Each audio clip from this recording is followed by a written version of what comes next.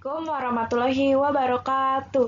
Halo semuanya, perkenalkan nama saya Faira dan pada hari ini saya akan menerangkan tentang PPKN Bab 2 bersama dengan Rahmi Nurbaiti dan Riza Sabrina, yaitu tentang perlindungan dan penegakan hukum di Indonesia.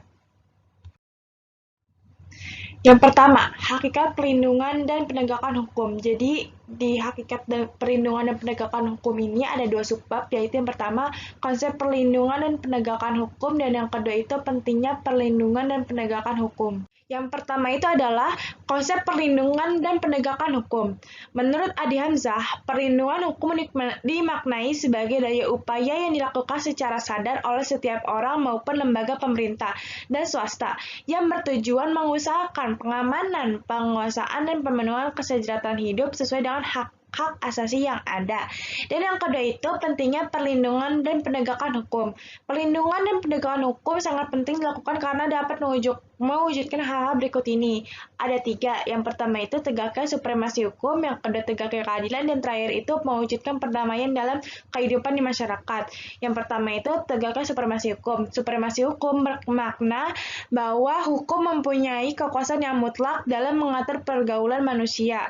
Dan yang kedua itu tegakkan keadilan. Tujuan utama hukum untuk mewujudkan keadilan bagi setiap warga negara. Dan yang terakhir itu mewujudkan perdamaian dalam kehidupan di masyarakat. Perdamaian akan terwujud apabila setiap orang merasa terlindungi. Yang kedua, peran lembaga penegak hukum dalam menjamin keadilan dan kedamaian.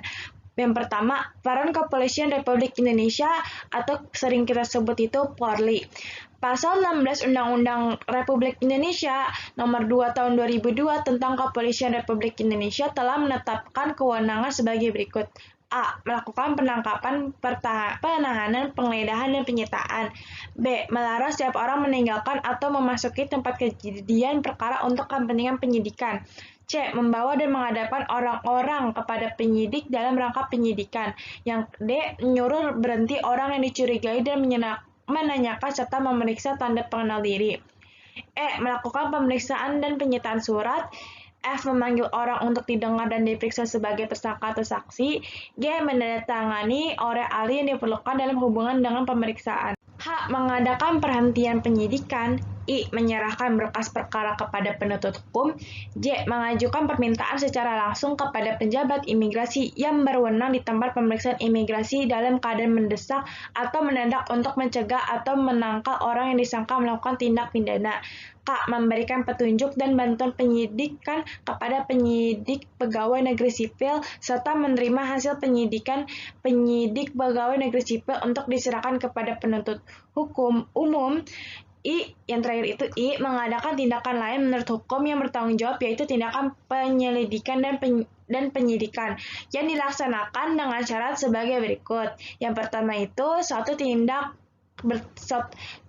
bertentangan dengan aturan hukum. Yang kedua, selaras dengan kewajiban hukum yang mengharuskan tindakan tersebut dilakukan. Yang ketiga, harus patut masuk akal dan termasuk dalam lingkungan jabatannya. Yang keempat, pertimbangan yang layak berdasarkan keadaan memaksa dan menghormati hak asasi manusia. Selanjutnya, saya akan melanjutkan presentasi dari Fahira alias Salsabilah. 2. Peran Kejaksaan Republik Indonesia. Kejaksaan Republik Indonesia adalah lembaga negara yang melaksanakan kekuasaan negara, khususnya di bidang penuntutan.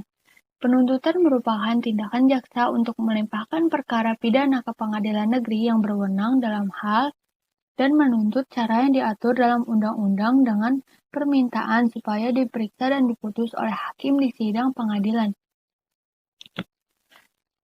Adapun yang menjadi tugas dan wewenang kejaksaan dikelompokkan menjadi 3 bidang, yaitu yang pertama adalah bidang pidana. Di bidang pidana, yang pertama ada melakukan penuntutan, yang kedua melaksanakan penetapan hakim dan putusan pengadilan yang telah memperoleh kekuatan hukum tetap, yang ketiga melakukan pengawasan terhadap pelaksanaan putusan pidana bersyarat, putusan pidana pengawasan, dan putusan lepas bersyarat.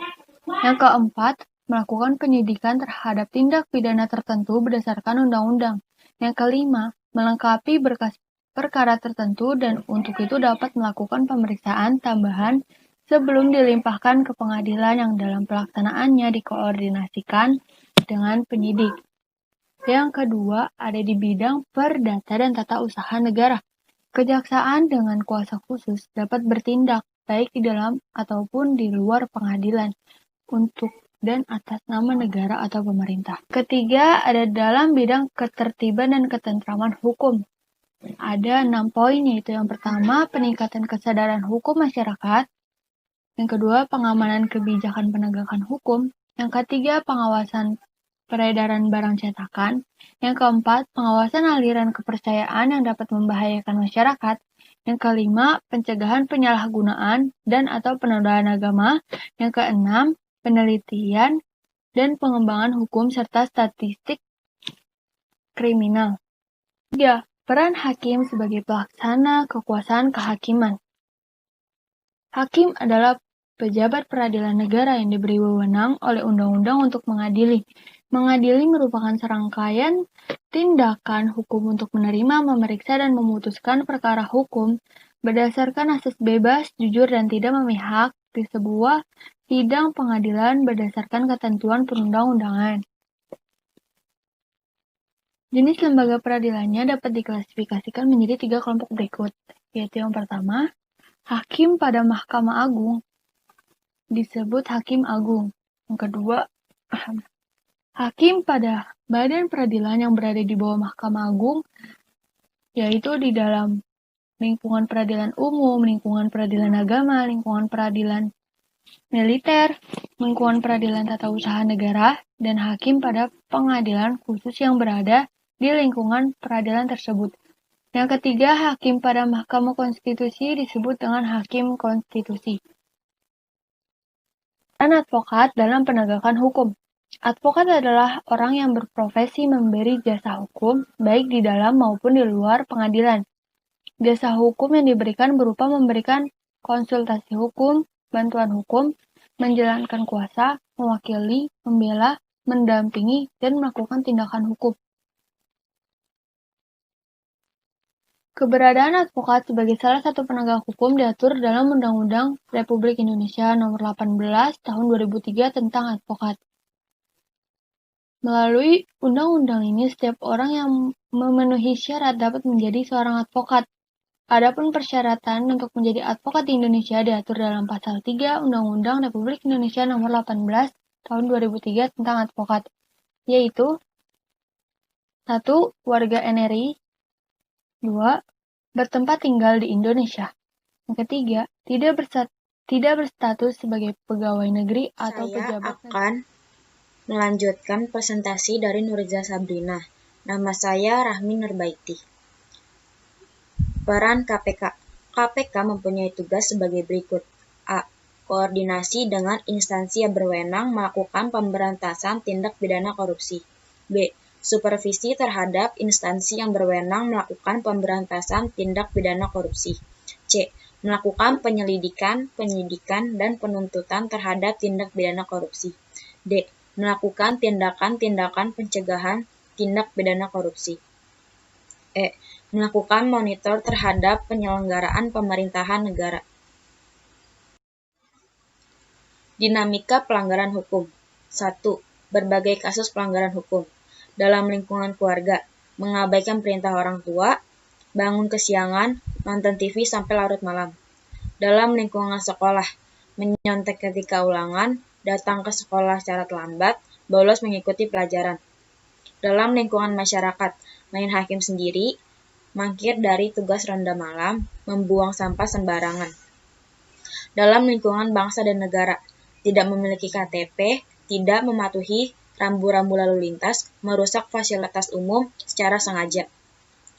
2. Macam-macam sanksi atas pelanggaran hukum. Norma hukum. Sanksi yang diberikan tidak langsung karena diberikan pada Tuhan saat kita sudah meninggal. B. Norma kesusilaan. Sanksi yang diberikan tidak tegas karena hanya diri sendiri yang merasakannya. Dan C. Norma kesopanan. Sanksi yang diberikan tidak tegas, tapi dapat diberikan oleh masyarakat dalam bentuk celaan. Yang D. Norma hukum.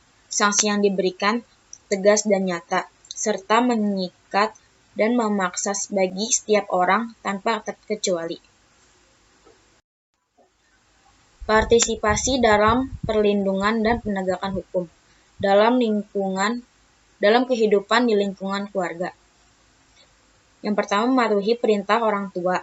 Yang kedua, ibadah tepat waktu. Yang ketiga, melaksanakan aturan yang dibuat dan disepakati keluarga. Dalam kehidupan lingkungan sekolah, yang pertama, tidak mencontek ketika ulangan, memperhatikan penjelasan guru, memakai pakaian seragam yang ditentukan. Lalu, dalam kehidupan lingkungan masyarakat, yang pertama, bertugas ronda. Yang kedua, membayar iuran warga. Yang ketiga, ikut serta kegiatan kerja bakti. Yang keempat, dalam kehidupan lingkungan bangsa dan negara. Yang pertama, memiliki KTP. Yang kedua, memiliki SIM. Yang ketiga, wajib membayar pajak. Sekian presentasi dari kelompok kami. Wassalamualaikum warahmatullahi wabarakatuh.